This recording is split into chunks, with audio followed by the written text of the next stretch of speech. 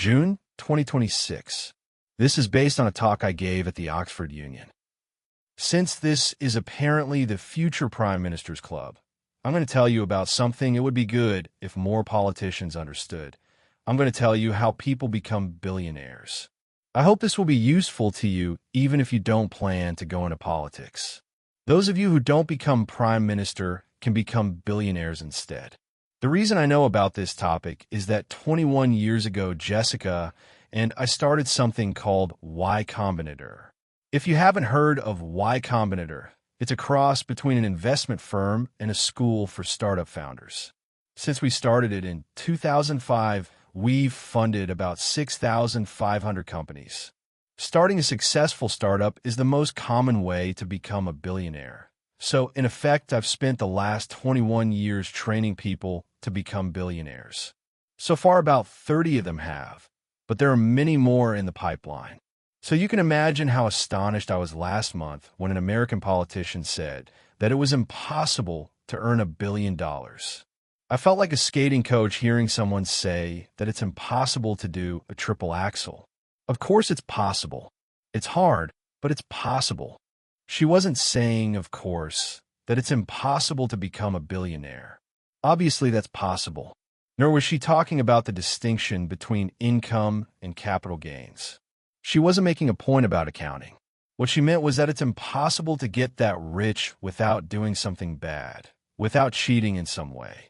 A couple days later, I was talking to the founder of a startup I'd funded. I began by asking, as I usually do when I meet a founder, what her growth rate was. 93% last month, she said. I pointed out that this meant her net worth was also growing at 93% a month. She was getting richer at a stupendously rapid rate, and yet she hadn't been doing anything bad. The reason her startup was growing so fast was simply that users loved what she'd built. So she could feel from her own experience how wrong that politician was. She wasn't exploiting anyone. Exactly the opposite, in fact. The reason her startup was growing so fast was that she and her co-founder have been working their asses off to make their users happy. And as a result, the users have been telling their friends. And that gets you exponential growth. Later that day, I was talking about her case online, and someone replied that having a few million and growing at 93% a month was radically different from being a billionaire. I suspect many people would agree with this statement. But it turns out not merely to be false, but false in a very illuminating way. So I would like you all to do me a favor, please. I would like you to take out your phones and calculate a number. I know this may seem contrived, but I promise it will be useful for you. I'm going to have you do the most common kind of calculation I do as an investor, and the experience will bring home to you what startups are all about. If we interpret his statement in the most conservative way and assume that a few means two, her company has to grow 500x for her to become a billionaire. So we're going to calculate how many months of 93% growth it takes for something to grow 500x. To do this, we want to calculate the log base 1.93 of 500.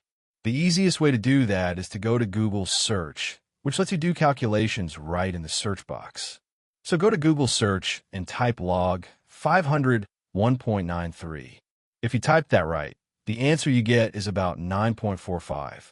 That is how many months of 93% growth it takes to become a billionaire, starting from 2 million. A couple million and 93% growth are not, in fact, radically different from a billion. They're 9.5 months apart. Now you see why, when I meet a founder, the first thing I ask about is their growth rate. But I don't want anyone to accuse me of using unrealistic numbers. So let's take a more conservative growth rate.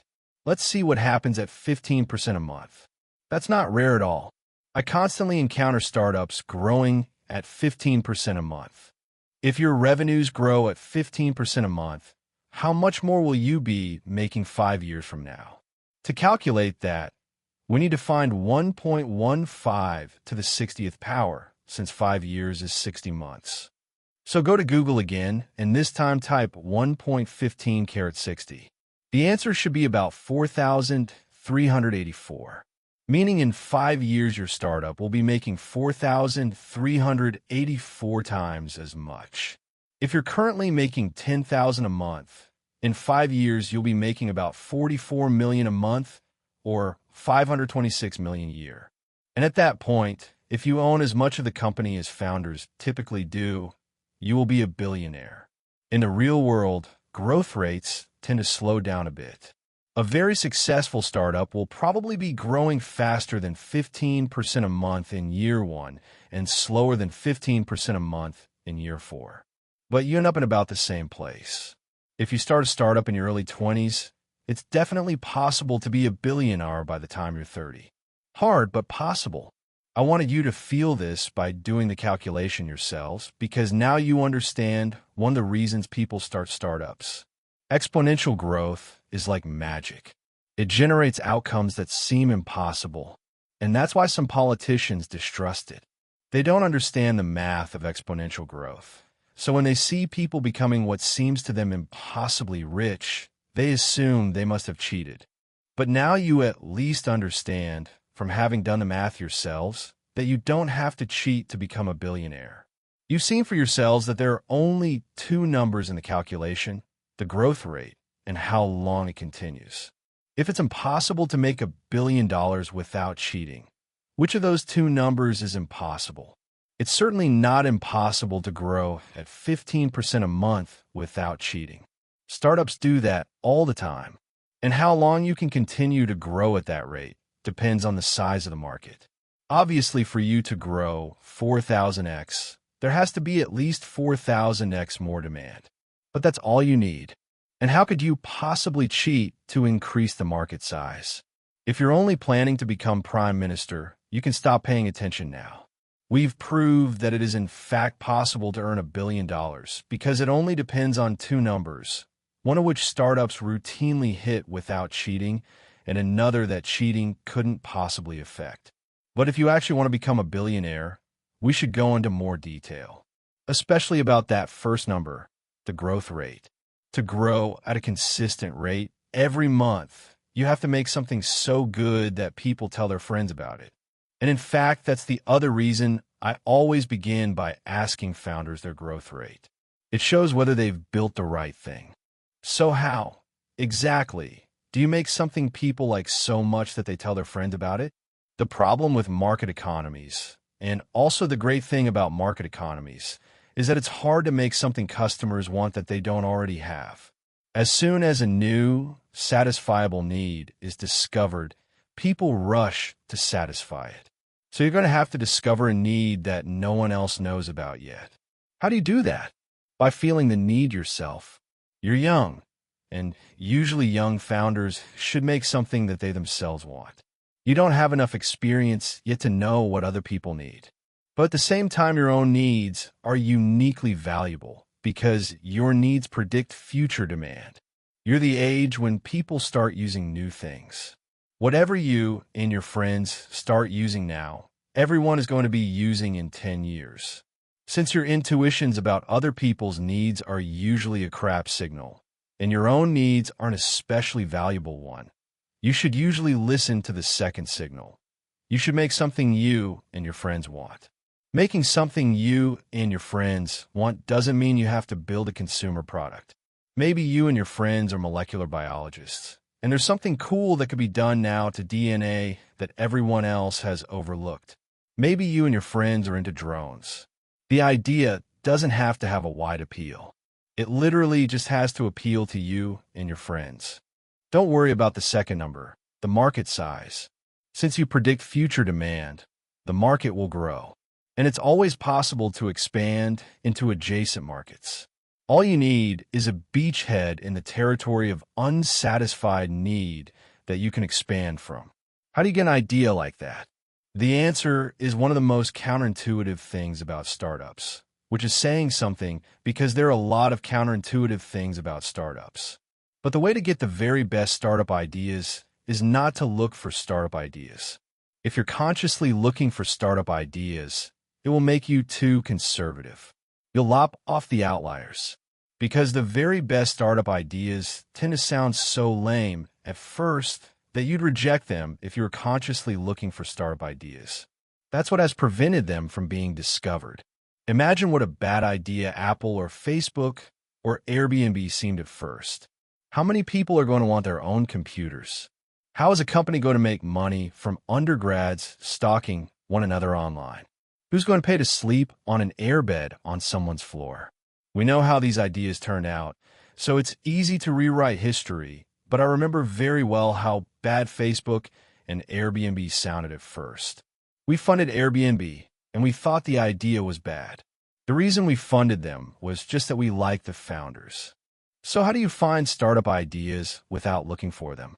By working on projects with your friends. That's where the very best startups come from. Initially, they're not even meant to be companies. They're just something people built because they thought it would be cool. That's how Apple and Google and Facebook all started. None of them were meant to be companies at first. The reason this works is what I told you earlier. You predict future demand.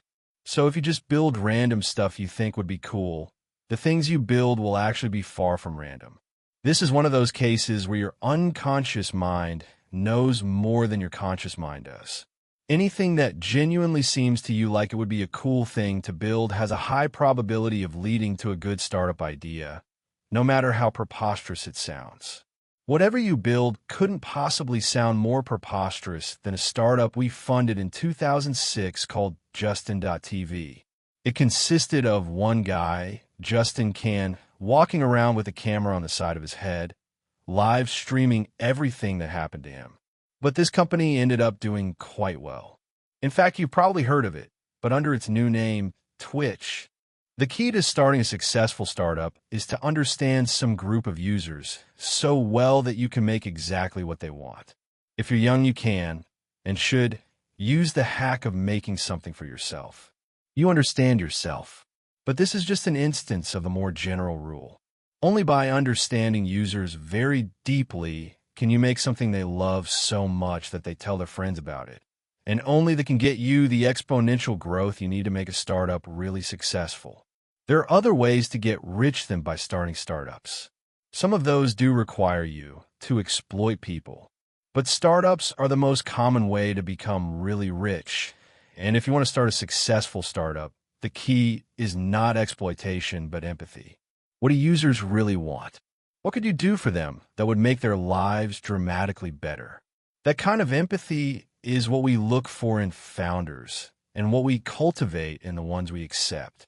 How people become rich in your society is one of the most important things to understand about it. You can't let your beliefs about this be determined by ideology or movies or historical examples that are centuries old.